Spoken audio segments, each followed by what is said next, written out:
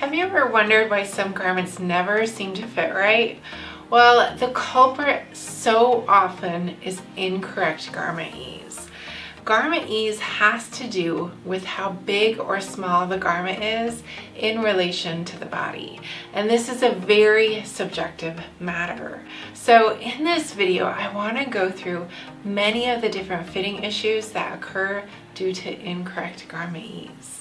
So like I mentioned, garment ease and the amount that you have in those measurements above or below body measurements is very subjective. Every single person likes a different type of fit. And those garment ease amounts can vary a lot for all the different types of layers that we wear, like blouses, dresses, blazers, jackets, coats, and pants. So what I highly recommend in this process is dialing in your customized ease standards.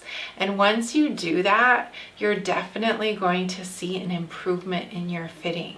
I want to show you now some of the main fitting issues that are directly related to incorrect garment ease.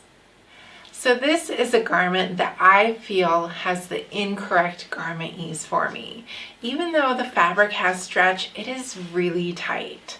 And it's not tight in all the areas, which means there are parts of the garment that are correct for me and other parts that are not correct. So the first thing is I have a lot of gaping at the front. I usually have to close this with a safety pin in order to wear it out in public. That's the first thing. The bust has too little wearing ease in there for me to comfortably move. The next thing is that bust position is way too high up for me. My bust line is a little bit lower than where those darts are pointing. It's about an inch off, 2.5 centimeters. This can easily be corrected with mastering your own customized ease standards. Another thing is that armhole feels way too high for me. The bicep is too tight. The elbow is a bit too tight. Forearm too. So all of those things definitely could be optimized for my garment ease amounts. Now for me, the shoulder is actually sitting in a pretty nice position, slightly wide in the cross front, a little bit small in the cap height and cap width.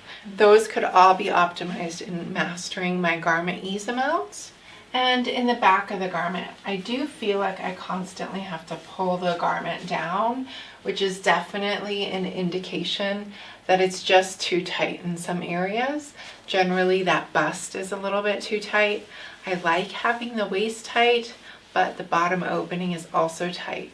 So the need to constantly pull the garment down is usually a sign that the garment is too tight in some areas. The amount of movement that I have in the acrosback is actually really good. Thankfully, this fabric stretches, and because of that, the wearing ease amount in the crossback is okay. Now, we're not going to jump into any of the drag lines going on in this garment. That's another topic. Now, if I was going to sew up a similar garment to this, I would optimize my ease standards to make sure I don't have the same fitting issues. Now let's look at a garment that's just too big. It just doesn't have the right ease amount because it's too loose compared to my liking. So this is another garment that's definitely on the loose side, and I do like looser fitting garments because it doesn't feel so restrictive, but there are parts of this garment that are just too loose.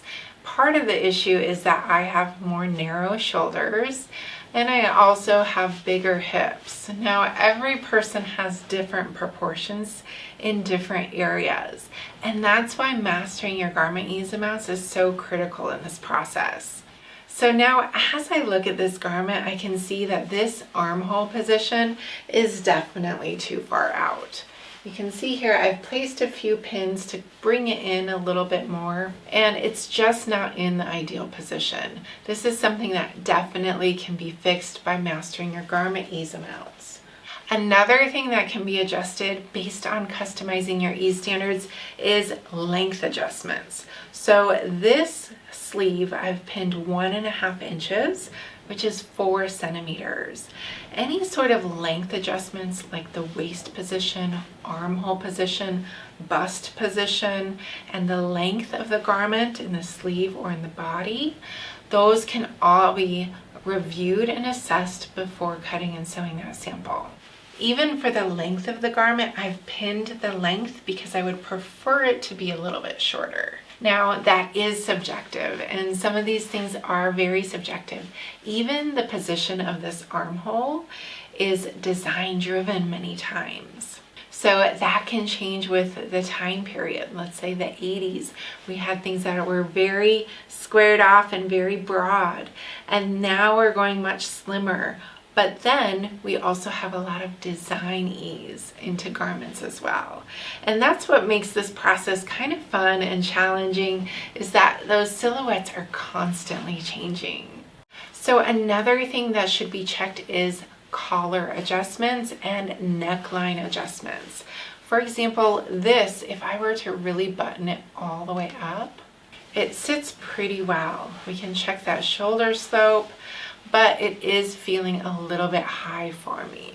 So this is something that could definitely be adjusted once you standardize those ease amounts. Now you'll notice that this waist here is a little bit loose. And for me, for the type of style this is, because I'd wear it maybe outside camping or hiking or something like that, I'm okay with the looseness. And this is really based on preference and the type of silhouette that you're going for too. So it's okay for parts of your garment to be either tighter or looser based on the silhouette that you want to achieve. So if you're ready to define your own customized ease standards, I have a free webinar that you need to sign up for. You can sign up through the link in the description below. And in that webinar, in case you want to dive deeper with me in this topic, I do offer an online course about mastering garment ease. You're going to find so much value in this webinar. I'll see you there. I hope you found a lot of value in today's video, and if you did, hit the like button below, and I'll see you in the next one.